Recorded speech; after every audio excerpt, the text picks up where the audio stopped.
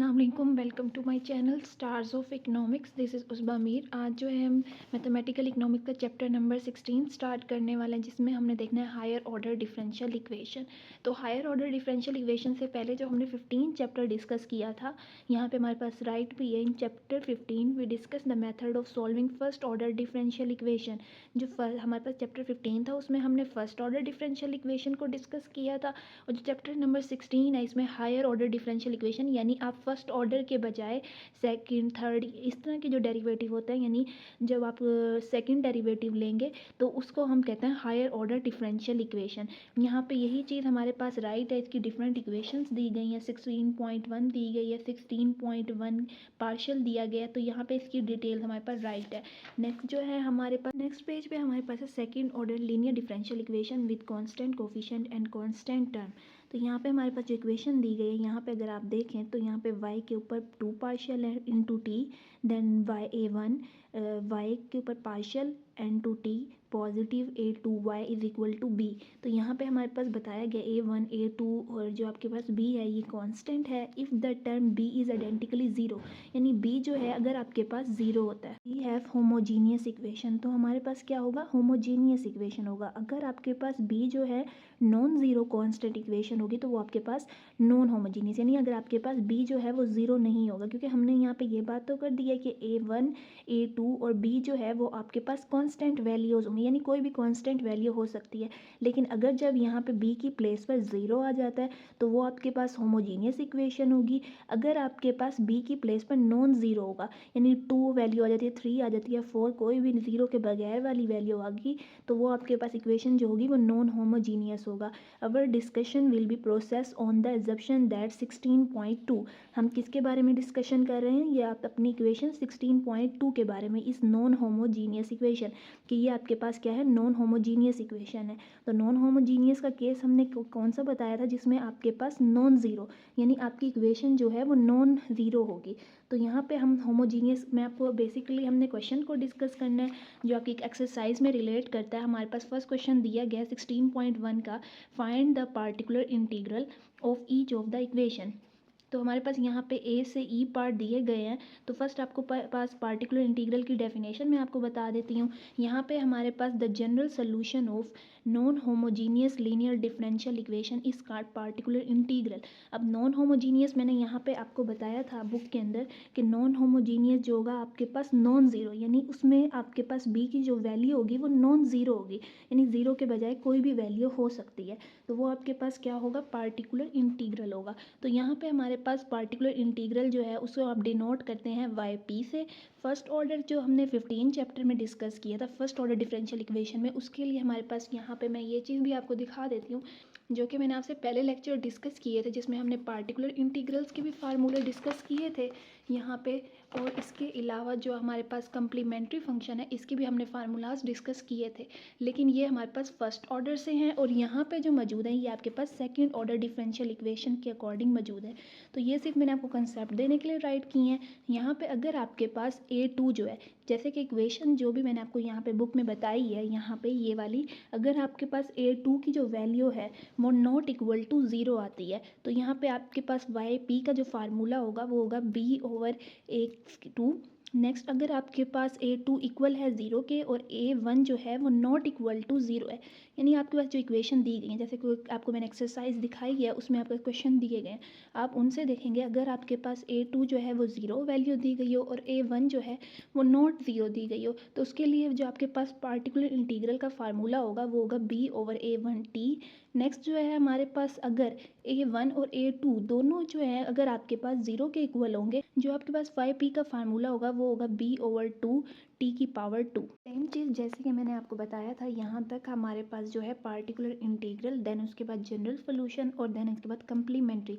तो फर्स्ट जो है हमारा क्वेश्चन जो है पार्टिकुलर इंटीग्रल के रिलेटेड है, तो हम यहाँ पे पार्टिकुलर इंटीग्रल के रिलेटेड मैंने आपको डेफिनेशन भी बताई है और आपको केसेस भी बताए हैं। तो नेक्स्ट जो है स्टेप हमने क्वेश्चंस की तरफ जाना है, लेकिन हमारे पास यहाँ पे वर्ड यूज़ हुआ था non homogeneous linear differential equation. Linear differential equation ऐसी इक्वेशन होती है जिसके ऊपर पावर जो है आपके पास मौजूद मौजूद नहीं होती, यानी यहाँ पे आपको शो नहीं हो रही कि इसके ऊपर y के ऊपर की पावर t की पावर 2 है, यहाँ पे इधर t की पावर 3 है, यह पावर्स नहीं होती, यानी लीनियर फंक्शन होता है आपके पास। तो यहाँ पे हमारे पास यही बताया गया है, the general solution of non homogeneous linear differential equation is called particular integral, और इसको आप डिनोट करते हैं yp से। तो नेक्स्ट स्टेप है हमारे पास क्वेश्चन नंबर 1, हम क्वेश्चन नंबर 1 को अब सॉल्व करेंगे। नेक्स्ट जो है यहाँ पे हमारे पास एक 16.1 एक्सरसाइज मौजूद है, जिसका फर्स्ट क्वेश्चन है हमारे पास, find the particular integral each equation. तो फर्स्ट हमने पार्टिकुलर इंटीग्रल की क्या डेफिनेशन डिस्कस की थी आपके पास, the general solution of non homogeneous linear differential equation is called particular integral, और इसको आप डिनोट करते थे yp से। तो यहाँ पे हमारे पास इक्वेशन दी गई है, क्योंकि हमारे पास हायर ऑर्डर डिफरेंशियल इक्वेशन है, तो यहाँ पे आपके पास y double prime into t negative 2y prime into t positive 5y equal to 2। तो यहाँ पे हम जो ये दिया गया आपके पास 2, ये आपके पास a1 के इक्वल है, जैसे कि हमने पीछे इक्वेशन डिस्कस की थी बुक के अंदर। और यहाँ पे आपके पास जो 5 है वो आपके पास इक्वल है a2 के, यानी a2 आपके पास इक्वल है 5 के, और b जो है वो आपके पास इक्वल है 2 के। तो यहाँ पे हमारे पास b जो है वो 0 नहीं है, यानी नॉन होमोजीनियस है। तो यही चीज़ हमारी डेफिनेशन जो हमें बता रही थी, the general solution of non homogeneous linear differential equation.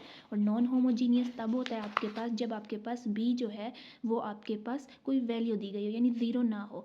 तो यहाँ पे आपके पास जो a2 है वो नॉट इक्वल टू 0 है। यहाँ पे आपके पास इक्वेशन के अंदर a1 जो है वो -1 है, और a2 जो है ये आपके पास 5 है, यानी ये आपके पास 0 के इक्वल नहीं है। तो आपके पास जो फार्मूलाज यूज़ होंगे, जैसे कि हमने यहाँ पे अपने फार्मूलाज डिस्कस किए थे, a2 नॉट इक्वल टू 0 हो, a2 इक्वल टू 0 और a1 आपके पास नॉट इक्वल टू 0 हो, तो ये फार्मूला यूज़ होगा। अगर आपके पास a1 a2 इक्वल टू 0 हो तो आप ये वाला फार्मूला यूज़ करेंगे।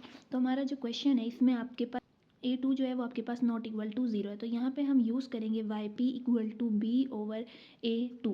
तो यहाँ पे हम इनकी वैल्यूज़ को पुट करेंगे, b की वैल्यू आपके पास 2 है ओवर 5, तो yp जो आपके पास आ रहा है वो आपके पास आ रहा है 2 ओवर 5। नेक्स्ट हमारे पास b पार्ट है, जिसमें हमारे पास क्वेश्चन दिया गया है y double prime into t positive y prime into T equal है आपके पास 7 के।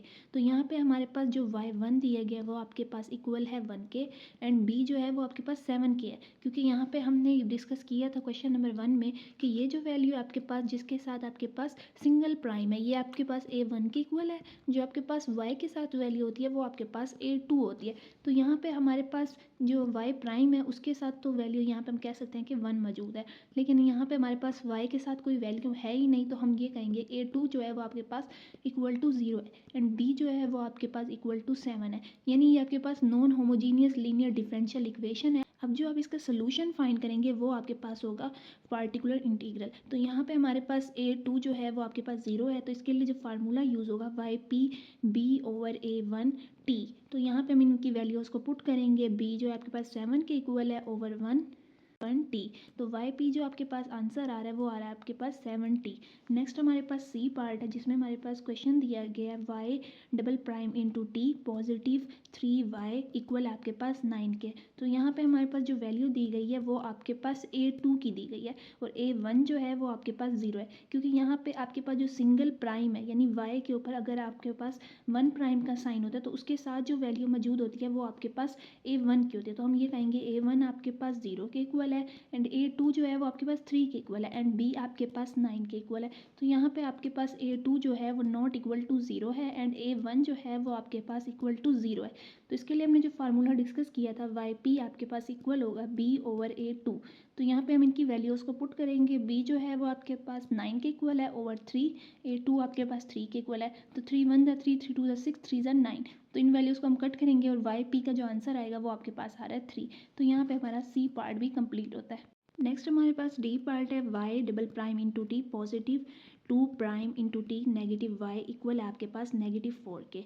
तो a1 जो है वो आपके पास 2 के इक्वल है यहाँ पे, क्योंकि y प्राइम इंटू टी के साथ आपके पास वैल्यू मौजूद है, एंड y के साथ जो वैल्यू मौजूद है वो 1 है। हम ये कह सकते हैं कि यहाँ पे नेगेटिव साइन मौजूद है, तो a2 आपके पास इक्वल होगा -1 के, b आपके पास इक्वल है -4 के। तो ये आपके पास non homogeneous linear differential equation है। इसके जरिए हमने इनकी वैल्यूज़ को ले लिया, जो आपके पास a1 की वैल्यू है, b की वैल्यू है, एंड a2 की वैल्यू है। तो यहाँ पे हमारे पास जो फार्मूला यूज़ होगा वो होगा आपके पास Y P equal to BA2।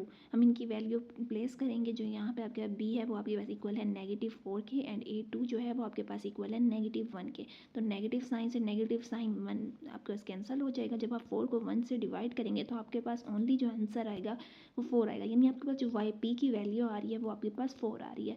Next question यहाँ पे हमारे पास ई पार्ट दिया गया जिसमें हमारे पास Y double prime into T equal है आपके पास 12 के। तो यहाँ पे आपके पास A1 भी 0 के इक्वल है एंड A2 भी आपके पास 0 के इक्वल है, और यहाँ पे आपके पास जो B दिया गया वो आपके पास 12 है। तो यहाँ पे हम जो फार्मूला यूज़ करेंगे वो आप यूज़ करेंगे YP B/2 यहाँ पे हमारे पास 2 राइट है, इसको हम यहाँ पे राइट कर देते हैं 12, बिकॉज आपके पास B की जो वैल्यू है वो आपके पास 12 मौजूद है। यहाँ पे हम इनकी प्लेस पर इनकी वैल्यू को पुट करेंगे। B की प्लेस पर आपने 12 राइट करना है एंड आपके पास जो नीचे वैल्यू है वो 2 मौजूद है, T⁻2। यहाँ से आप 2 से इस वैल्यू को कैंसिल करेंगे, 2 6 अगर आपके पास 12 होता है तो 6T⁻2, यानी आपके पास जो YT की वैल्यू आ रही है वो आ रही है 6T⁻2। तो यहाँ पे हमारे पास क्वेश्चन नंबर 1 जो है वो कंप्लीट होता है। अगर इन क्वेश्चंस के अंदर इसके अंदर कोई भी कन्फ्यूजन है आपकी या आपको पार्टिकुलर इंटीग्रल का कंसेप्ट क्लियर नहीं हुआ तो आप कमेंट सेक्शन में पूछ सकते हैं, आपको ईजिली वे में क्लियर करवाया जाएगा। नेक्स्ट जो है हम इसका क्वेश्चन नंबर 2 और क्वेश्चन नंबर 3 जो है उसको आप एक साथ करेंगे, जो कि हम नेक्स्ट लेक्चर में अपलोड करेंगे।